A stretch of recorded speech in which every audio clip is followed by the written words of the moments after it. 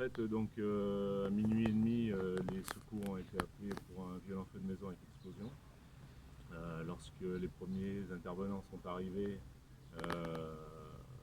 le bloc de bâtiment avec 4 appartements était totalement embrasé, avec a priori beaucoup de monde et a priori des victimes à l'intérieur. Donc ils ont réalisé, alors comme le souci que vous pouvez voir, c'est la difficulté, c'est la rue telle qu'elle se présente, une configuration où elle est en sens unique et donc une problématique au niveau des engins et de l'intervention. Donc les primo-intervenants ont pris connaissance par rapport aux personnes qui étaient sur place. Il y avait de nombreuses personnes qui criaient un peu dans tous les sens.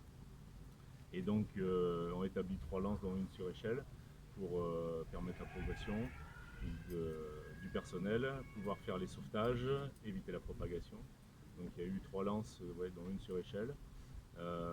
Au plus fort de l'intervention, il y a eu 69 sapeurs-pompiers qui sont venus de 11 centres de secours, avec toujours cette problématique de gestion du personnel, donc dans cette voie en sens unique.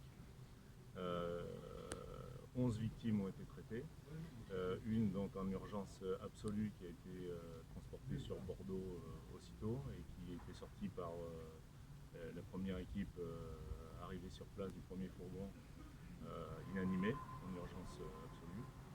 Ensuite, 10 autres victimes ont été traitées. 5 hommes et un nourrisson ont été transportés par nos soins ainsi que le SAMU intoxiqués sur les 2 centres hospitaliers du secteur. Et 3 hommes et une femme ont été traités pour intoxication, une plaie à la main et sont restés sur place. Il y avait 2 policiers qui sont montés sur une échelle et qui ont tenté de sauver la victime. Bon, ce qui n'est pas possible avec sans appareil respiratoire isolant et du matériel adéquat, et qui ont été eux aussi intoxiqués et transportés sur le centre hospitalier. Pour nous, c'est parti du rez-de-chaussée, ça a progressé par l'escalier.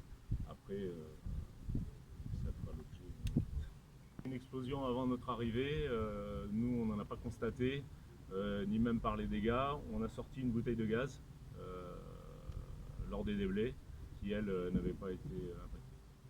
D'accord. Et vous n'avez pas trouvé sur place de reste d'une bouteille, une autre bouteille qui aurait pu exploser ou ce genre de choses, quoi. Non, du tout.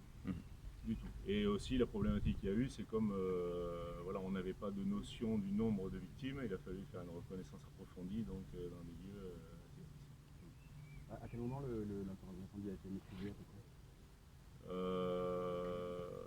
Et disons que la propagation a été évitée, ce qu'on appelle circonscrire le sinistre, ça a été fait dans les premières dizaines de minutes.